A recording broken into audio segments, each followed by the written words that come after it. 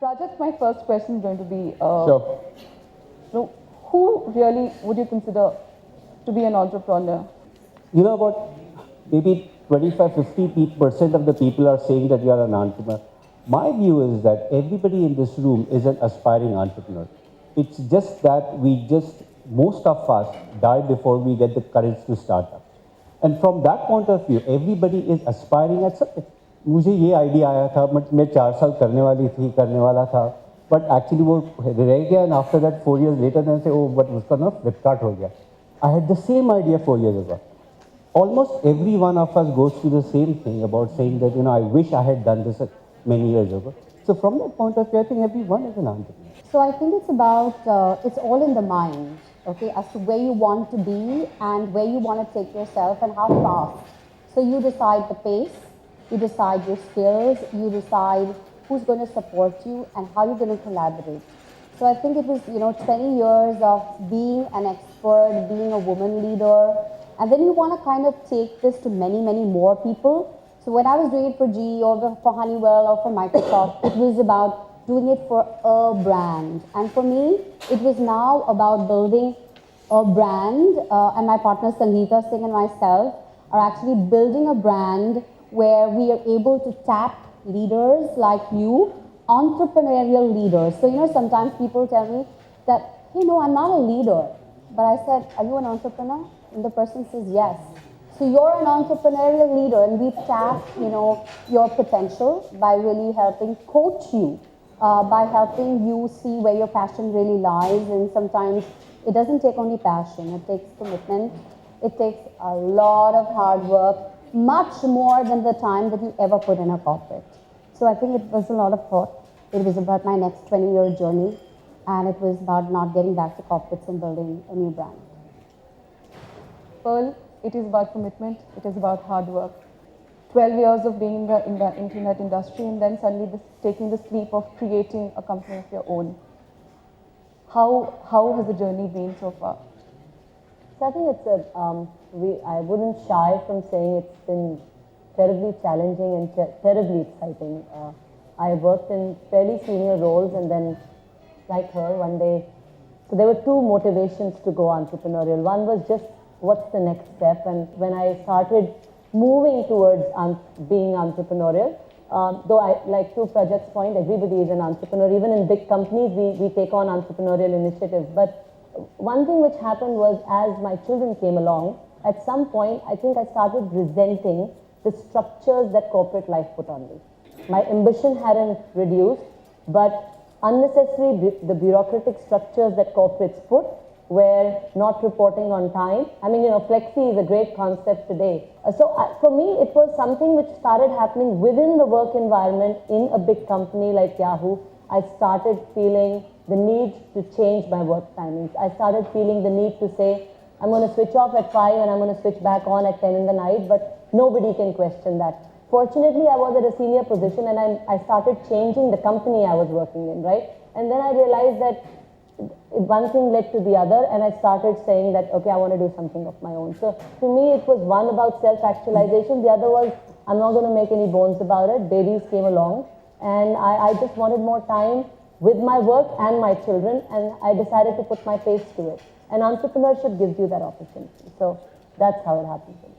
Gauri, baking, I mean, then you've become an entrepreneur now. Do you attribute this plunge to motherhood? The only reason I started baking when I did was for my son, who wanted cakes and cookies and whatever every now and then. That's when I started baking. But again, entrepreneurship comes much later. Children come much before. And when we decide to take the motherhood, you decide that yes, you want to be a mother, then you need to make a choice. Either I don't think you can run a parallel successful career together with raising a child for the first 2 years at least.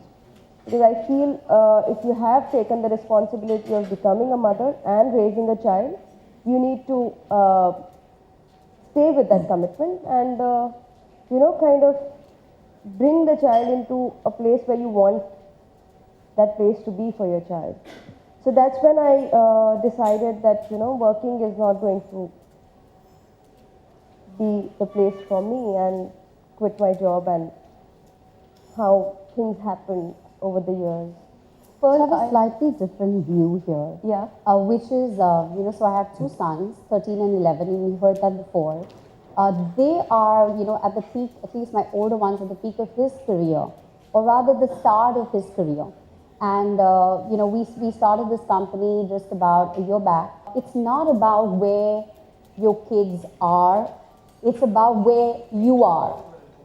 Are you willing to take on the challenge of building those two leaders at home together with your husband? And do you also have that additional capacity to build leaders that are here? I think there are two ways of looking at it. One is what we will call forced entrepreneurship. I need to work and I need to earn, but my job does not allow me the flexibility, and therefore I will do something that is more flexible in that sense, or I have control. But then there is also this large opportunity, which is I want to do something, and this is my area of passion. I've identified an opportunity, or I've identified a problem that I want to solve, and therefore I want to start a company and I want to be an entrepreneur to address that need and opportunity. You know, the current environment, and certainly in places like Bombay, Delhi, Bangalore, Hyderabad, Chennai, there is a much more enabling environment which allows more people to be entrepreneurs. About 10 years ago, even if you had to become a small entrepreneur, had to start a website, it would have cost you maybe a lakh or two or so. Today, because the cost of doing business or the cost of setting up a business has gone down so significantly, shared offices, cloud services, and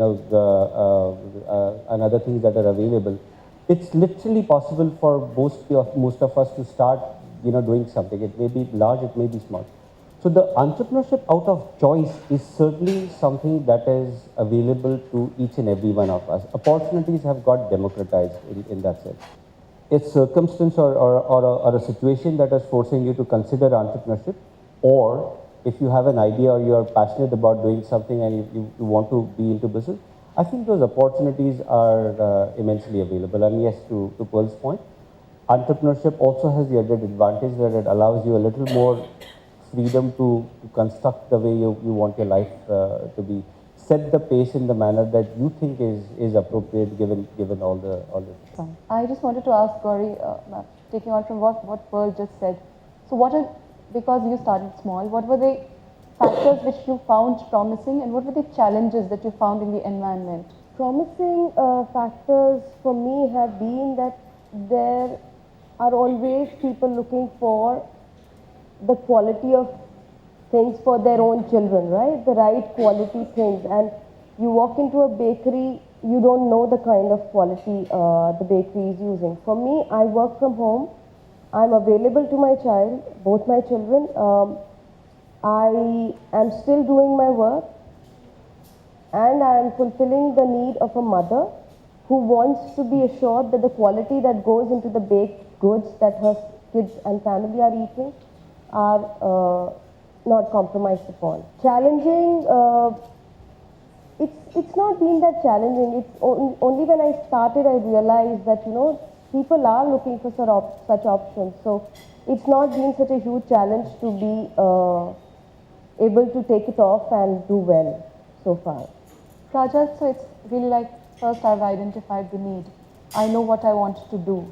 How do I go step by step to my, how do I look at the bigger picture, and how do I prepare myself for that big step? My single biggest observation is, by and large, first of all, in India, all of us, men as well as women, have much lower aspirations than what we would be capable of or where the market opportunities are. But most certainly what I observed in women aspiring to be entrepreneurs is that the scale of aspiration, they had narrowed it so artificially, saying, let me be, at best I will be a 1 crore company. Why? Oh, because I only have 4 hours to work. I mean, does that mean to become a 1,000 crore company, you'll need 4,000 hours to work? Does that have to?